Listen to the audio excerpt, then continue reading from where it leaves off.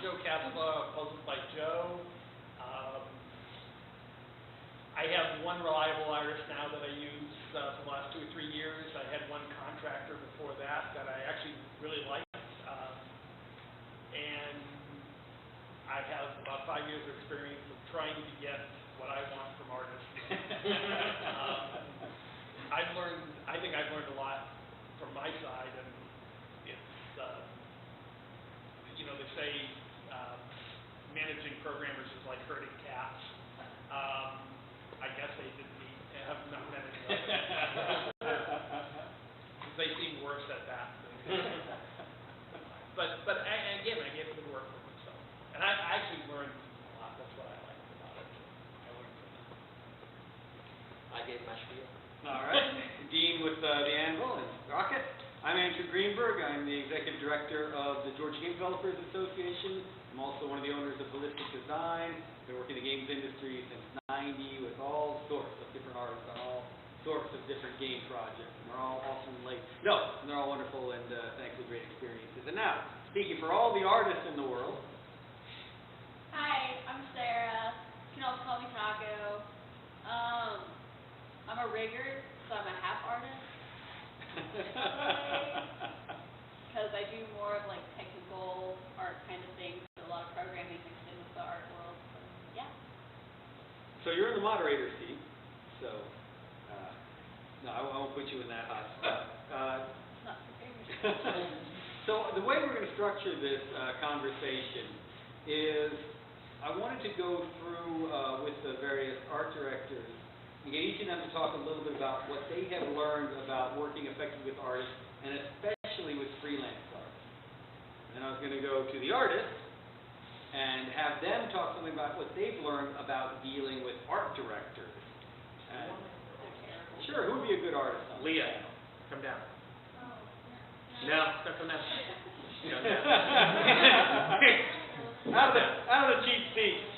Into the dugout. Just so you know, Leah's been working with me since she's been 15. Okay, so she's been working in production. She's 20 years old now, but she's been working in production for quite a while. So I think she can talk for another artist. Excellent. The clients haven't burned you down because of her work? Leah, do you want to quickly introduce yourself? Hey, I'm Leah. Okay, I'm a motion media design major at SCAD here, not in Savannah. Do you want to talk about your background and clients you worked on? Okay, yeah. So he's talked about some of the clients that we've worked with. I've worked on projects with Cartoon Network Latin America, Care.org, The Hub. Gen Arts. Sure, yeah. I don't know. He just tells me to do stuff. So I guess I'm a great person to ask for things. All right, so I'll start off from the art director side, and we'll, again, keep going this way now. Just give kind of an idea of what I'm looking for. In dealing with artists, for me, one of the hardest things to balance has been how much leeway to give artists at the same time trying to get them to fulfill the vision of the project. So I have learned that when I am too specific about what I want in the art, it is never as good as I know that artist can do. On the other hand, if I give an artist free rein, it's never anything that will actually fit my project. So this is why I'm using the title, The Art of the Business of Art here. Because for the art director side, there is an art to getting what you actually need out of the art. How much freedom do you give them without having to go back and forth 20 different times on the same piece of art, which I've been in situations where that's happened. So for me, it has been finding that balancing out of what is that artist specifically, not if the ghost doesn't come into the door.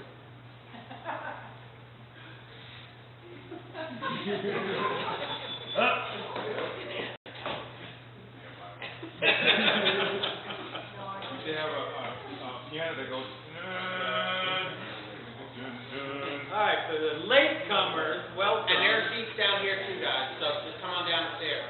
Grab your pizza and come on down, and don't drop them in the computer. The balcony deserves. You didn't pay enough for the balcony. And your lady. And your lady. So, for me, it's been I know the artists are good at, and to play to their strengths as much as I possibly can. There are some artists, certainly in my background, who are very good at horror, some who are very good at cinematic pieces, some whose characters are great but can't set a scene for anything. And then I do try and go specifically, give them the leeway on their strengths, but be a lot more specific on their weaknesses. In the book trade, for instance, if someone was specifically good with characters but couldn't put an action sequence together to save their life, it was to set the scene for them and then let them flesh out the characters within that. But this required me knowing what their strengths and weaknesses are, so having already failed with that person once was a great exercise, but a pain in the ass along the way. So it can be a very tricky balancing act to figure out what you can have an artist run with and where you have to pull in the leash on them. Stephanie, you want to jump in on Yeah, I don't know if the myself from the IMD lab. So I'm not the only one that gets my direction at my studio. Subjects and also does. And one of the things that can be very frustrating, but also can end up with something more rewarding in the end, is that he will be intentionally vague in his direction at many times. So he'll have an idea in his head, and he'll describe it in this way that's really unspecific, and it's really frustrating for the artist, and he'll interpret it totally differently. But then, because of that different interpretation, there's a new idea that he didn't necessarily think of to begin with, and we can kind of work to combine the two different ideas into an ultimately better idea a lot of the time. So it's an interesting way to work sometimes, and it's, like I said, it can be really vague at times, and it's difficult to understand, especially typing through email. But it makes us both creative in the process. And the other thing, and especially when working like this, that is really, really helpful is to have lots of iterations and quick iterations and sending those back to get quicker feedback instead of heading down a path that's off in the woods somewhere and getting too far down that path before getting more than ultimately. And since we got a 3D printer, I found that especially true. Not to try to get it perfect before you print it, but print it early and see what the flaws are going to be.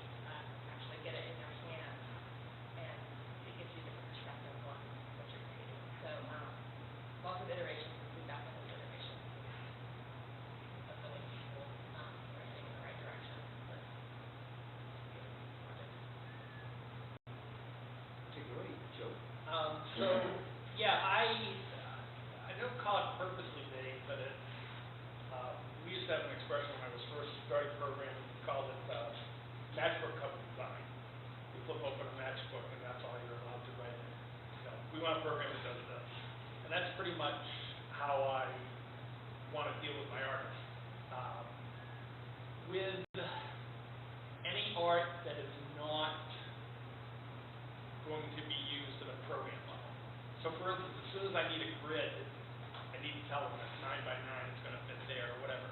But anything else, I want to specify less. I found the big thing for me in an artist is I want to see that early mock-up. If an artist has analysis paralysis or doesn't want to show me till they polish it, I don't want to deal with it because it gets annoying on many, many levels. If an artist is just learning, it depends. I've had two different artists, one learning that drove me crazy, one learning that I learned to go, oh, go give me refrigerator magnets, because I figured they could do that. You know what I mean? No, but I mean, right? I mean, so, because I still wanted to use this person. I knew he was green, but, so forth. This other person I think it was the trap that I didn't know he was as green as I thought he was. So he drove me nuts with things that,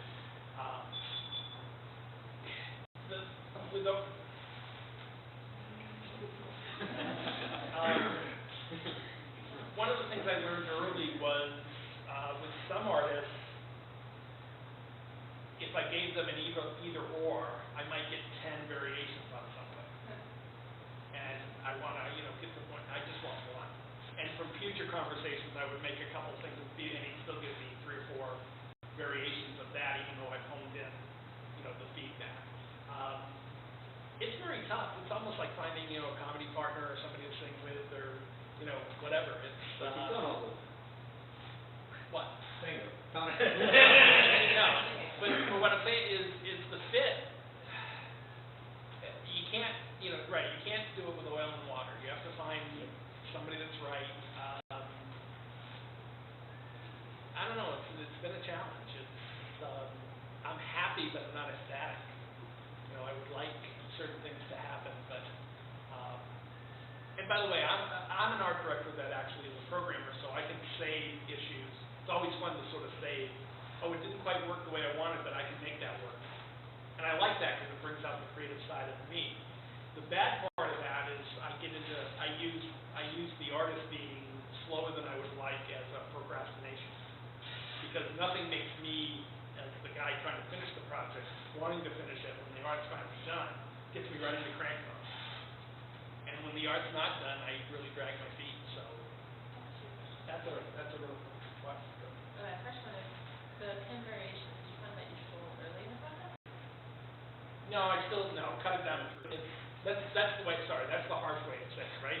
That so I'm a game design primarily, and options is good to a point. But if you're giving the player too many options, you're not doing your job. Your job is to figure out where the fun is and give them the fun, not make them choose.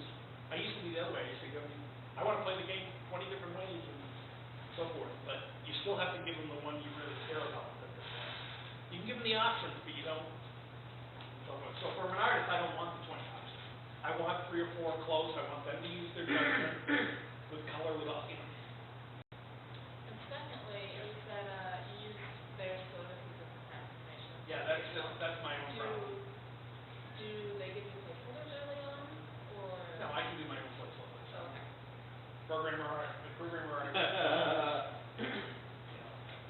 And I'm a hack, so I start with the last project and move forward. But there's something about having the completed art that just, now I can nail it down. Before that point, the end of that project is not really in my hands. And I'm horrible at it's my own game, what can I say? All I know is finished art really jazzes me. And actually finding the artist that jazzes you is part of because there's confidence and there's the level above confidence, right? There's the person you want to write the song with, so to speak. So, and my current artist, I really like. I mean, we're very close to that. If he was quicker, if I could light a fire under his butt when I wanted to, I would be very, very happy. But you're still not ecstatic. Correct. And money does not seem to motivate artists, which is not as big of a surprise. So if you artists out there, remember Joe wants ecstasy. Dean. I guess ours is a little bit different. All of the projects that we get, and this is not a slam on any of the guys that work with me, all of the projects that we get, I can do by myself. It's just the way it is. I can't get it done in the time that it needs to get done. And I can't go further than it needs. So basically, the reason that we have so many artists is if we can crank something out in a week, that's awesome. That same project might take me a month, or 2 months, or 3 months to do it by myself. To get these guys motivated, I'm not sure if they notice all of the things that I do to get them motivated. Because I almost am afraid to show behind the curtain. I didn't know you were going to ask this question. All of you leave the room. So, one of the things that I do to get artists motivated, and it isn't money, because you can throw money at an artist all you want. There's a tipping point where they don't give a shit. They just don't. It's about the art, especially true creatives. It's about the art. Once they've got to the point where they have the money they need, which means rent, car, pizza, food, movies, especially young artists, they don't need any more money. So you've lost your motivation. Then you need an older artist, because then they have a house, a car, a family, and then they need that amount of money. So money doesn't work. So you find these little things to motivate them. One of the things is building competition, but not having competition. And that just means constantly, God, I am giving some secrets away. Throwing in ringers into the pool. And that basically means, not ringers. That basically means when one of my artists gets really good at something, I find a better artist to bring him in. Because what happens is artists are competitive, but they don't want to compete. In other words, if you tell an artist to run, they're not going to run. If you just put someone who's running next to them, they will run. Okay? They will get up and they will run. Artists have egos, and they're great. Oh God, I can't believe it. They're great.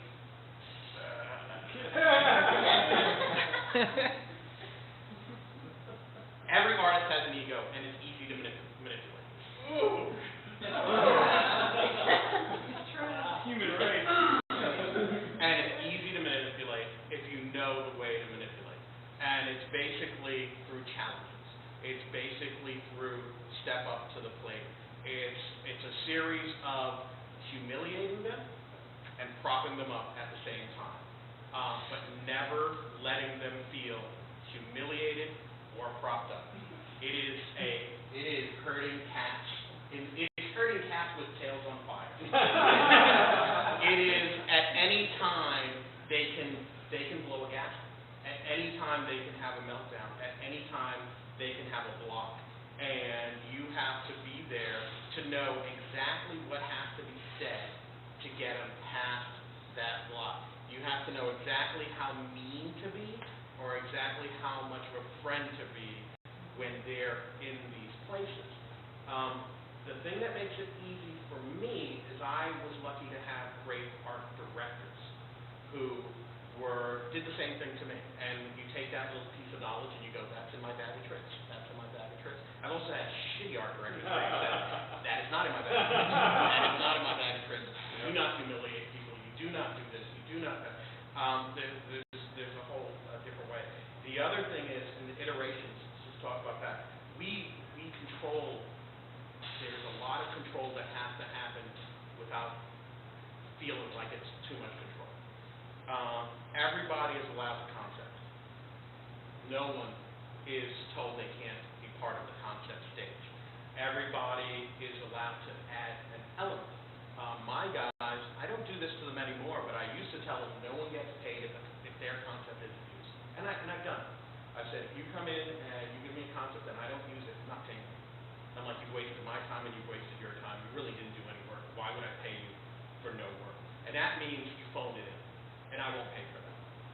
And it's being honest with them, going, you know what? This isn't how it works. This is not 9 to 5. This is not, hey, I came in so I get a paycheck. This is like, perform, and I will give you whatever I have to give you. So we do incremental stuff. We do, like, we're working for Cartoon Network right now, and we did yesterday, was it yesterday? I forget the day. Yesterday, everybody had to write 8 sentences. That's all I wanted. At the end of the day, just give me 8 sentences, 8 pitches. You don't have to draw anything. They don't even have to be good grammar. The client will never see them. Give me 8 pitches. And everybody did, and there was this confusion of what these 8 pitches were. Now, I would like to say I'm being purposefully vague. I love that. I love that. And challenging them to actually work towards something and letting themselves grow. The actual fact is I'm in my head more, so I have half of the conversation in my head, and then I have half of the conversation with them. So I assume I told them everything. And then I get back this weirdness, and I go, and everybody's yelling at me, going, well, you didn't tell us this. But what happens with that weirdness, and again, I'm owning that purposely vaguely, I think I love that, is that special, weird, unacceptable guys did not expect. And the whole way we're even going with the Cartoon Network pitch is because someone didn't understand what I asked of them. And what they came up with was like, hey, that's better than was in my head. So let's go with that. There is a lot of freedom in the early stages when we're concepting. We leave it very open because they are artists and they're all here because they have that skill set to make the project amazing.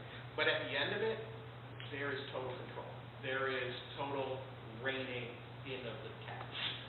There is building walls so the cats do this, so the cats do that, and they hit this gate. And threats are made. And people are sometimes pulled over to the side and told, I know where your parents are. Whatever it takes to meet our deadline. So it is a give and take, and sometimes I know I'm too hard, and sometimes I know I'm too soft. But at the end of the day, they all show up, and they keep showing up. So I always assume that we're doing something right. But it is difficult. Working with 1, 2, 3, 4, 5, 6, we have 8 artists. And it is very difficult keeping everything together. And I'm going to own what you said, too, the procrastination if they're not done. I'm a finisher. I need all of them to have pieces and parts because I finish the animation. No one finishes but me. And that's just because I have enough experience to see where all the problems are. So they can't see it yet. I don't want to say young, they just don't have enough experience. So I'm the finisher. And I wander around this studio not knowing what to do when I don't have pieces to work with. And I progress. I can email like one sentence and take me all day because I'm just like, should be doing something. You can't type. But when I get the pieces and parts, then you're jazzed. We finished a music video, and I think it was 4 days of 18-hour days. No, it was more than 4 days. It's like almost a week. Yeah, it was a week of maybe, yeah, it was 18-hour days every single day, and I was never tired because they gave me peace. And I was just so happy to work with their artwork was keeping me in the mix. So yeah, I totally agree with a lot of them you guys said. Yeah, just humiliate and make them happy and have equal balance. No, I mean, I want to add one thing. I found out that with my artist, I finally had to tell him that although it was not a big deal for him, it was a big deal for me, and it was a deal breaker. It was, if you can't learn to do this one little thing, and in this case it happened to be, one of the things I found out I needed was, I need communication within a certain period of time, okay? I don't care if it takes, if I send you a message and it takes you a day to come back and say, oh, I don't take whatever, but I can't wait 2 or 3 days because it drives me nuts, okay? So I need, as a minimum requirement now from any artist I ever deal with is, if I send you a message, what is a reliable form of communication, and this is the max amount of time you have to commit to getting back. Because other than that, if you go beyond that, the aggravation is not worth it. And as much as I love your art, you're done. And I had to have that conversation, which to me seemed like I tried to tell him that so many times without actually saying that. But I had to say it. I had to get to the point of going, no, this is done. I know you think this is silly, but nope. That's one of the reasons we don't let anybody work from home. We run into so many problems having artists work outside of the studio. And come in, no, and they either come in and it's like, holy crap, what is this? This is nothing that was asked for. Where did you go with this? And there's been situations where Billy's office is down the hall where I'm running down to Billy! I don't like to say to him. Let's just pay him. Get him up! I can't deal with it. And we made a rule that no artist would work from home because we never knew what we were going to get. And it wasn't we were worried about the timing. It was we were worried about what showed up. That it was like a conversation happened. Like we were saying, we want a blue, car, and all of a sudden a red tomato was handed to us. This is what I like. You're like, All right, artist. So your art directors have been intentionally vague to you, they've humiliated you, and now they want you to make them ecstatic. How does that happen? So when you're, oh, you actually have an answer to that one. Go for it. You look him in the eye and you call the shot and you leave. Don't do that. I've done do that. So, when you receive instructions from an art director, A, how do you make sure you have all the things that you need from the art director before you get started? And then two, what is your process for moving forward from there? So they said we need this animation, we need this concept art. Are you looking to them for constant feedback and iterations? Are you constantly going back and forth with them? Are you exploring on your own and then bringing them something? I'll go first. I find like for me, I usually just kind of go off on my own, but I'm also rigging, so it's kind of, I make a skeletal and stuff done. But I think the biggest struggle I find with me and other art directors, especially when it comes to like motivation, is like sometimes they kind of forget about me, as I'm a rigger, and you know, most people focus on like the modeler and the animator, and they tend to forget about me. And they also tend to forget when I say, hey, this isn't gonna rig right, this isn't gonna perform right. I tend to get ignored, and then that kind of demotivates me because I'm like, I'm not getting any attention, and yeah, I know like mine is like the, I guess, not really appreciated as much role, and I'm okay with that. I'm down with that. I'm the not known hero of the world, and but it's like I can't make something good if you're going to ignore me and not kind of motivate me, because I need a little push too. I think most artists need that push from the director, and so I guess that's my biggest thing. If you want to be an art director, listen to your artist when they say, hey, I need this, so that way this can work the way that you want. And that's especially true in games when there's a tech issue involved and sizes are questionable even. I've been in situations where resolution is a question mark, and that's a big thing for the artist. So I kind of base this on the deadline. So the deadline's coming up really quick, and Dean asked me, oh, I need you to make it do this. I ask so many questions, like it drives him nuts, because he hates answering questions. Because so as he said before, he like expects us to be like telekinetic, or like a mind reader, and we're not. So we have to, or at least I personally ask a ton of questions because I don't want to do it wrong. I want to do it right the first time, and then move on so that we can get through this deadline.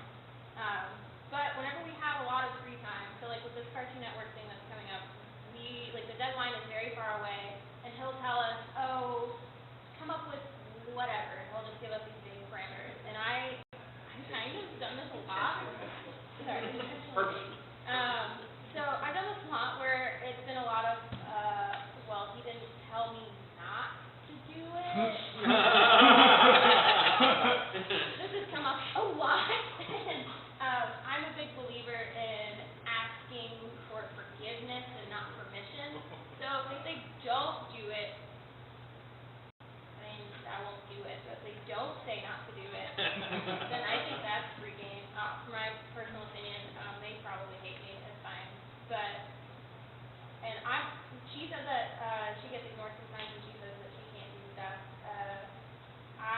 And I think everybody I work with, we're not allowed to say that we can't do something. So,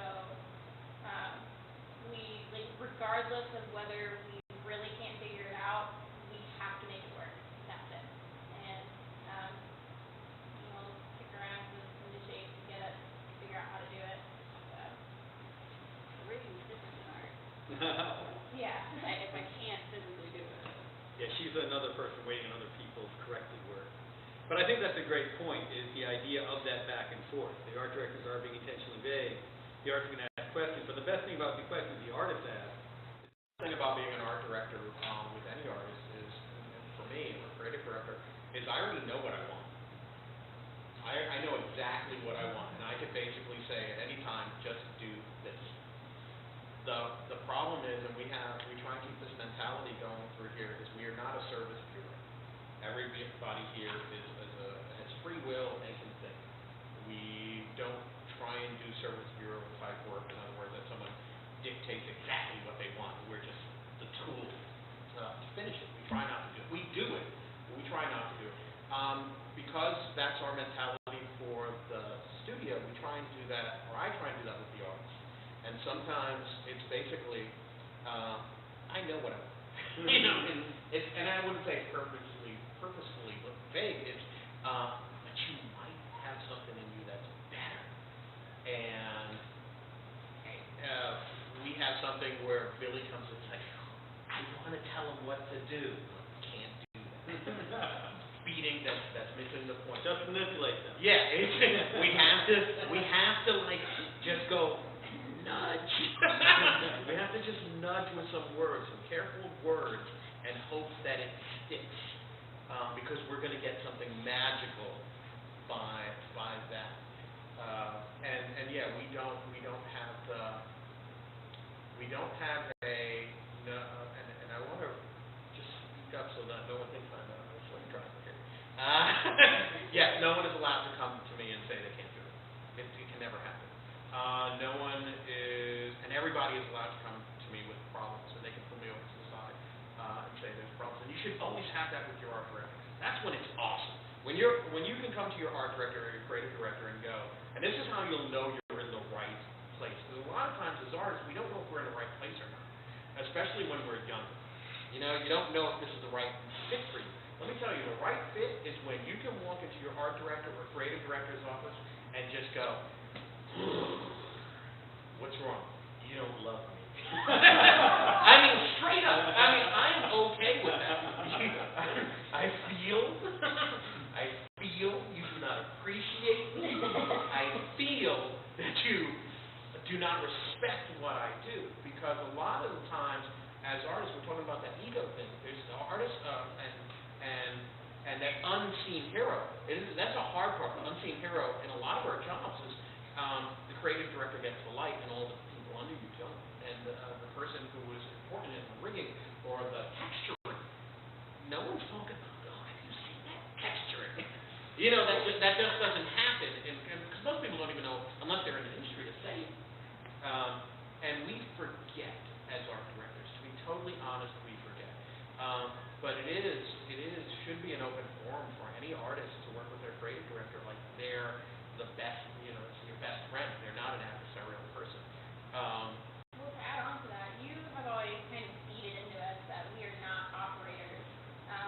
We're designers, or at least, I don't know from a skating standpoint, but in here, we really try to be creative and not just do what we're told.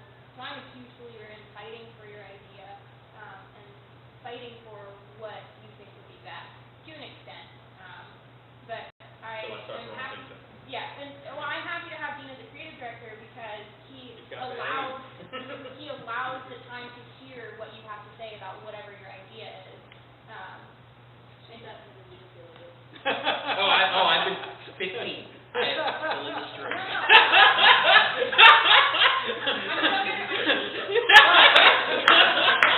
I like working with you. I just say there's more violence in this art studio than the main studios. So, I mean, it's great to be able to talk to him and say, I have this idea, will you at least hear me out? And he'll listen, doesn't mean he'll, accept it. But at least you got your piece out there. And every creative director you work with, you should be able to talk to. It's important for the end, because at the end of the day, it's not about you and them, it's the product.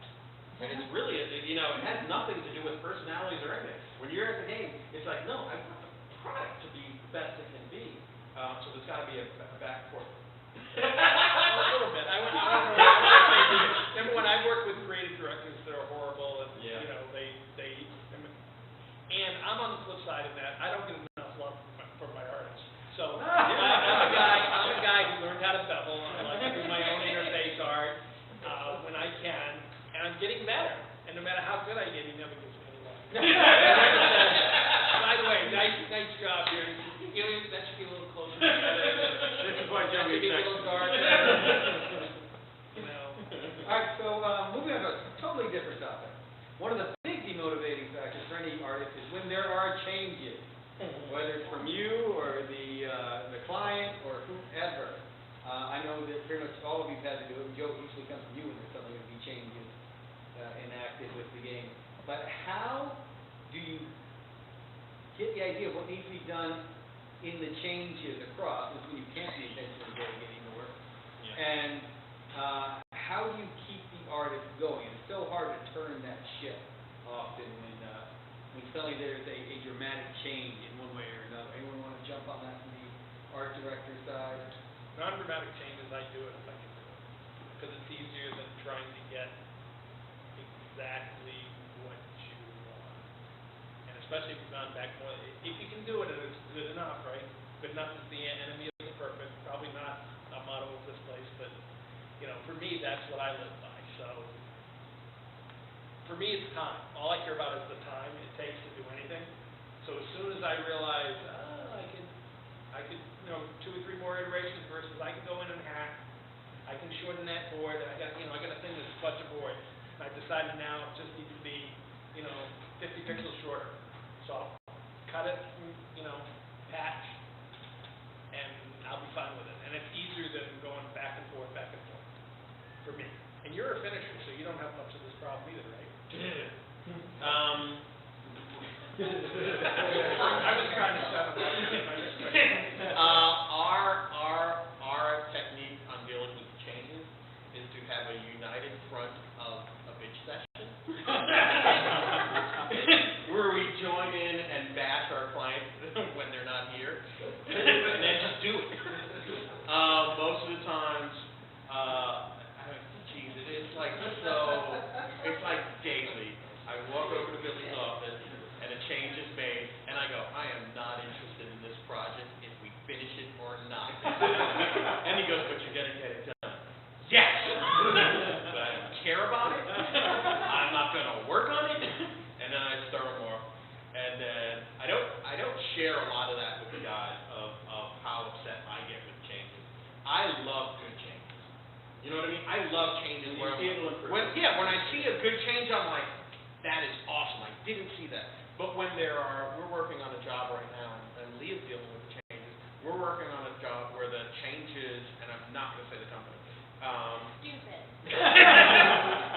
They are so ridiculous that I'm glad I'm not making the changes. Leah has to make the changes, but all she's making the changes and cutting. So Leah sits there and I sit there, and she's the whole time, stupid, and I don't understand why we have to do this. The thing with us is, I really think that you should be upset. Not in front of a client. I don't think you should ever be upset in front of a client. But and you are allowed to be upset because there is something connected for the designers connected to their projects, and let the paint out. Just let it out so we can actually finish the job. Because if you don't let it out, it's kind of like the resentment. You're working on a project with resentment, and no one understands your pain, and no one accepts it. So as long as we all accept it, that this sucks, these changes are stupid. I mean, we've made so many changes just because if a client wanted to just feel they were a part of it. Someone else in the client suddenly decided right. There's someone who said something. It's like the client was happy with this. What just happened? We were on board, and a lot of times it's it came from a third party, so you just accept that it's happening because they're paying you, and if they're paying you, it's their job. We talk a lot about that we don't have ownership of this stuff. Like, we'll do everything in our power to make it good, but we don't own it. It's just someone paid us to do it. We'll do what we have to. So yeah, our thing with changes is whining and moaning and doing it. Getting the team on. Yeah, get it. Yeah. Stephanie, anything on your end? So most of the clients that we've worked with haven't really given us a lot of input on art direction. But we actually make art changes for them. Design changes, yes, for game design. But usually it's the art is all in-house. The clients. God, I would love that job. All right. Awesome. Artist, your art director comes to you with a change. They're not telling you it's because the client's an idiot. what information, what kind of feedback do you need from the art director in order to actually implement the changes, get them done to a quality that you're happy with? Well, he's kind of really open. So, basically, it's, like I said, I ask a lot of questions, and I don't do anything without a reason. So if he tells me to change something, I'm always like, well, why? And, he's like, well, the client said so. I'm like, no, but why? And then he'll explain whatever stupid reason it is, and then we'll just do it. But, so, and that's always how it's been, where he just tells me this needs to be changed, this needs to be changed, just do it. And then, as you said earlier, this was the first time that I actually got to read what the client wrote. Just so much anger on my end. And it's like all these people are just justifying their positions. They're not making, they're just saying things just to feel like they're in control. And We it was- insulate the artist from the changes. This is we don't let them see the changes. Yeah, so this So, was the first time yeah. I'd ever seen what they wrote, and I was just livid. But there's not really anything that you can do. So, of course, like the patching and the promoting and the fixing and everything. But when it comes to changes, I'm the kind of person where it's like, oh, you want changes, I'll freaking do these changes. And just do it, like, just the best that I can because I'm pissed off about it. And then they keep freaking changing anymore. So, that's my take. Right, anger is a motivation. I love, because anger is motivation to me. I'll tell my favorite change story, and then we'll go on to the next topic, which I'm just using this one because one of my old games just got put up on Good Old Games, a Star Trek title I worked on a long time ago. And the team who were working on it at the time had come up with a phrase they used internally called "put the ducks in." And what this meant was they would get changes from Paramount back then, which they thought were totally ridiculous. Exactly, someone trying to justify their position. Just had to make a change. Didn't matter what it was, they still had to make a change. So one of the artists had the idea of putting ducks in space. So the Enterprise is flying along and suddenly ducks fly by the Enterprise. And they do this at the same time they're doing something else, which they know is good for the game, but they think that Paramount will object to. So Paramount says nothing about what they're worried about, just in the back of the line, there are no ducks in space, remove the ducks. So what they started doing whenever there was anything that they thought made the game better, but they weren't sure would get by Paramount, was, quote, put in the ducks. Something would raise the red flag, would get that change requested. The people at Paramount would have done their job, something got changed, and they could keep in what they thought was actually important and good for the product. Wait, so you're just distracting them from the actual... Exactly, with ducks. Can we turn the cameras off?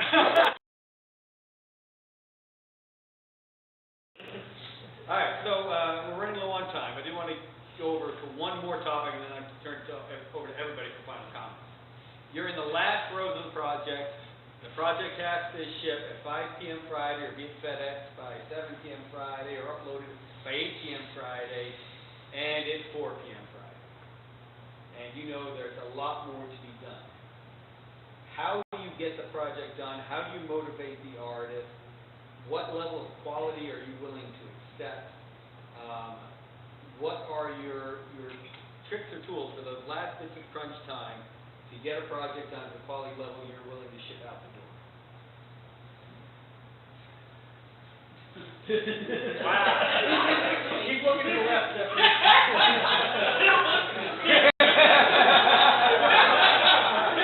I can go first. Time is an illusion, and for me, it doesn't matter. You are doing I can abstain from this question because actually the thing is to just not care. I mean, for me, I don't have a client, I'm my own client. It doesn't matter. In fact, the difference, I'll quote my first semi-partner in my first game ever. A difference that's no difference is no difference at all. And for me, a week, a day, 2 weeks really doesn't matter. I can't make an argument that if I got it out 2 weeks quicker, all that matters is over time, I'm compressing enough.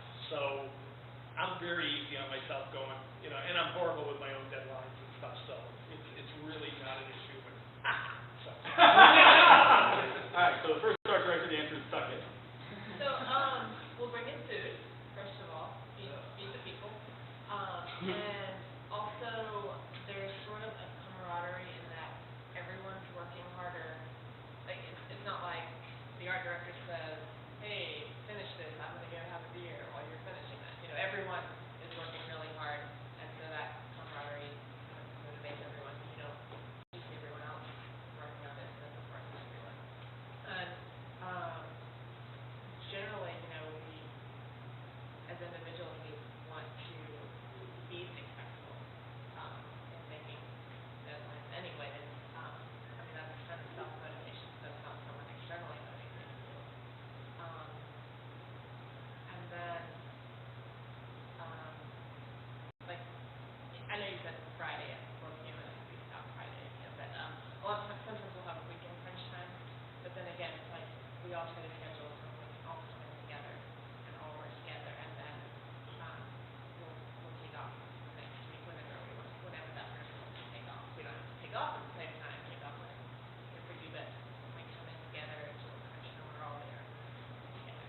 food, I guess. And sometimes beer, actually. So,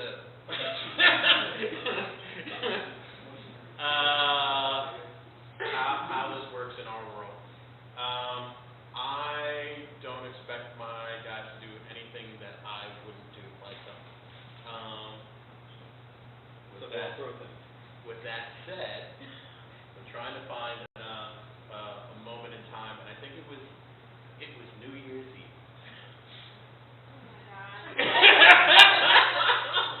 It was New Year's Eve.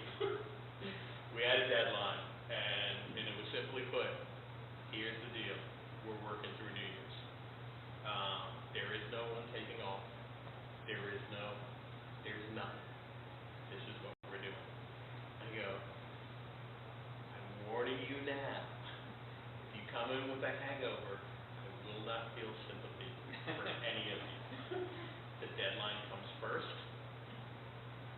And so let me give you a little bit of background, because I'm not an evil dictator by any means, I don't think.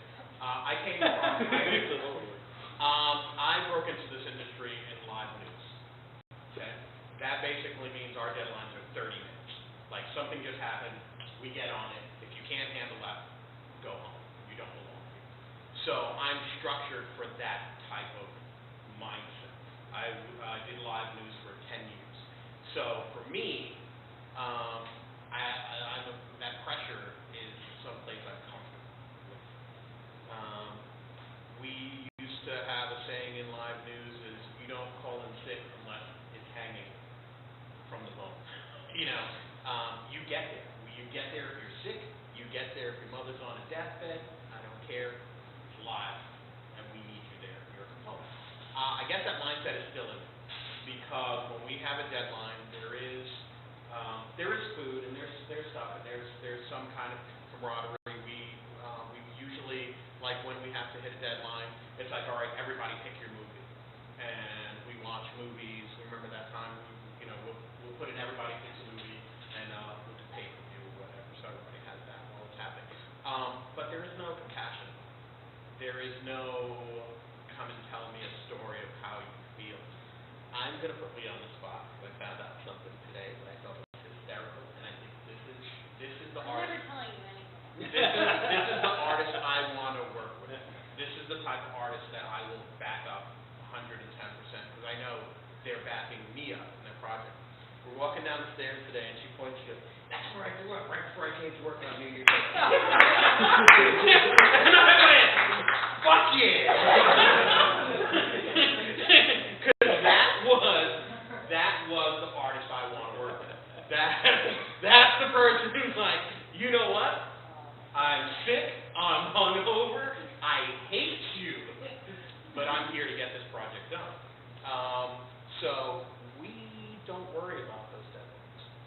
They are just things. If you want to work for Dean, go puke outside. So you're on deadline. The art director is yelling and screaming. Where is the product? They've already given you way too much work in too little time. What do you need from them in order to get things done other than more time?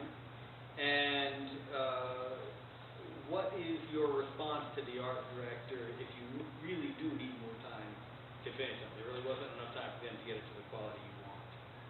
Get me more tacos. More tacos is number one. Number two, I guess I'm just gonna go back to the whole just listen to me when I just especially like with rigging, we keep talking about rigging. Just like if I don't have a model that is up to standards that they want, like if you want an armpit, for example, this is an issue I have with a lot of models. If you want an armpit, the model can't be like this. The arms can't be here. There's no geometry right there. You're not getting an armpit. It needs to be out.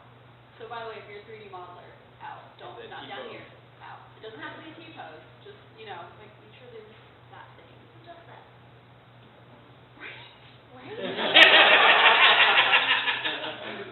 You be so crazy. Is what I'm saying. It drives me insane. And then they're like, why is there no armpit? Gee, I wonder why.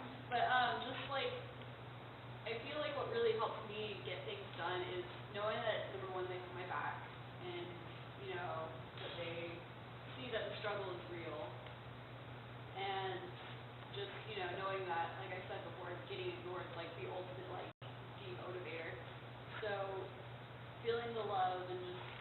knowing like that I am actually important enough that in their daily schedule, like there's a deadline coming up, and sure, like the animator and the modeler and everybody else is like going all out. They're still taking time to check on me too, because like I said, I often get ignored. Let's talk to us. Let's talk. Well, I really like the pressure, so that kind of helps me motivates me to like work faster, et cetera, and get it done. But I usually just ask like my director and pretty much anyone around me, like I'm gonna say a lot of things in the next like 24-hour period. Don't take it personally. It's not. It's just it's me, and don't fire me, please. It's, just gonna just do what I gotta do to get it done. Yeah. And that is a good rule. Crunch time, pretty much anything that gets said gets forgotten after crunch time is a pretty key one. All right, so let's go into the last word, since we're running one time, we'll answer any questions people may have. Does anyone on the art director side want to start with the last word on what they wish artists knew, on what artists can do to make them happy, other than puke outside their offices? I always think that the word artist should be... Just say that the thought of working with Dean is what made you vomit. Yeah. I always say the term artist should be stricken from the language. And the reason being is it has a bad connotation of someone who is flaky punch, who you can't trust. We always talk about it as craftsmen. And that's what we are. We're craftsmen. We build things. We are pixel engineers. We are not artists. And we don't treat ourselves like artists. We are, and I'm going into the cannon fodder, so here we go. We are soldiers. We get on the battlefield and we wage our war to meet that deadline. And we do not take prisoners. And we hold ourselves to that. We hold ourselves to warrior freedom. And I would think if you want to make it in this industry, that you would do the same thing. That you would know that it is kill or be killed, feast or famine, and every day, you fight every day is another fight.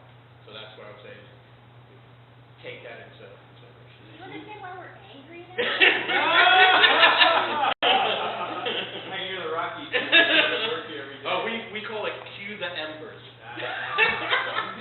This is Sparta. Joe. Actually, we go the opposite. I've been going this way the whole time. We'll let you have the last word on the art director. So, Joe. Be on time. Let them know your response. I guess one thing I didn't quite say was,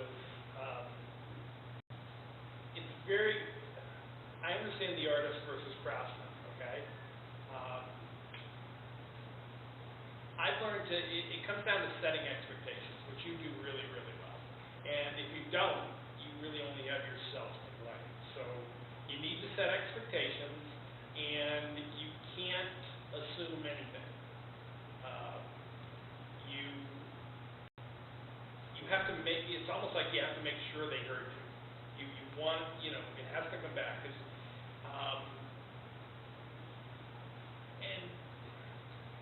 But it's all, I don't know, it's all good. Whatever. It's a good process. I don't know I'm leaving, I've learned so much, and like I said, I'm hurt when they don't appreciate my artistic effort. and actually, that's what I'm paying them for. I'm actually paying them for their artistic judgment, because it's going to be better than mine. So I want them to exercise that, which is why I'm vague, etc. I don't want to pick all the colors. I don't want to pick, I don't want to define it. I don't want to write a tech document or whatever. And it's amazing how every artist is different, which is really good. And you're in sync. I'm still looking for the sunny to my share. I don't know. You want someone to go into a crash into a tree? I'm still looking for the perfect one. It's close, but it's still, and it may get there with a different product. Because, by the way, last thing, and I'll stop early, but I really, they are creative, the artists that have done stuff for me, but it's not like they're doing stuff they really enjoy. It's the worst end of game stuff. It's very close to painting walls. It's not quite that, but it's their creativity. I know I'm not tapping to make them really, really happy. In fact, I've tried that. I tried to push a couple of my artists to, what would you want to work on? You know, give me a concept, I'll make a game around it, kind of a thing. But it's hard to push somebody into really believing that'll happen. You know what I mean, right? So, but for me, it will. So, but instead, they're stuck in a sense painting walls. So, I mean, I can understand why they procrastinate as well as I procrastinate, but I also pay them. So. All right, Stephanie, last word on the art director. I would say, to the artists, don't work in a void. Make sure that you're keeping your director up to date with the progress of what you're working on. Not only so they don't wonder how much you've done, but so they can give you feedback and work together to make sure it's going in the right direction. Artist is the only time you get the last word with the art director. So what do you wish art directors knew, would do differently, could improve their process, etc. Either one of you feel free to start. All right, don't ignore me. That's always my biggest thing. What was the question? What would make art directors better? Other than good. Just don't get salty. I have We got a lot of old people in here, you're gonna have to explain. right. Salty means getting mad. I've had an art director before in the past that just kept getting mad at me because she had a vision in her head, and when she would be like, oh hey, come up with this design. All right, and come up with a design for something is just like, that's actually not what I wanted, so that way. So I feel like if you want something specific, then you should just go ahead and tell them, unless you're trying to be vague on purpose. But if you have something that you know you want, just tell us and we'll get it done. And then to the artists, I want to say real quick, my fellow artist people, don't get salty with your art director. Because, a lot of times you don't know what stress they're under. They have to deal with different things than we do. And I feel like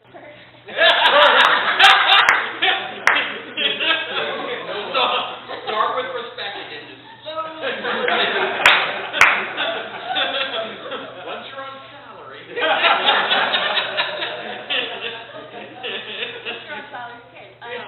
I mean, and you keep the respect, even though it might change to more like of a friend thing, kind of like how you two have. No, we're not friends.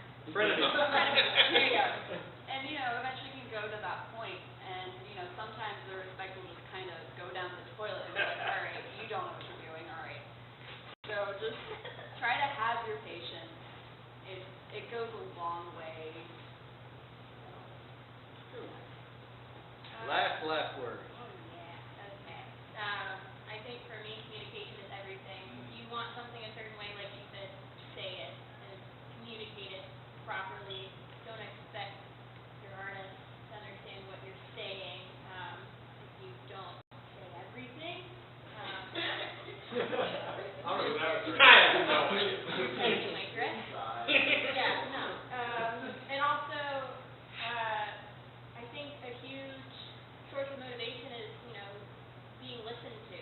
Like, if I feel like my opinion is heard, I am more willing to work on this project because I feel like I'm a part of it, as opposed to just working on it. So, I don't know, let your artist feel important sometimes. I know that makes me feel a lot better about working here. And, yeah, communication. I think that. Go for it. Sorry, it reminded me of something, like with the communication, especially with games, I think it kind of helps your artists to feel inspired if you keep them updated, on every single process. Not just, for me, I don't have to, helping me keep informed, how's the actual game form, how's the environment looking, what's the gameplay like, and instead of just me focusing, oh, this is the model, this is the animator, all right, and How in does between, the bigger there you go. picture? Huh? How is that artist piece fits into the bigger picture? Yeah, so kind of like helping us see the entire picture, I feel kind of helps us inspire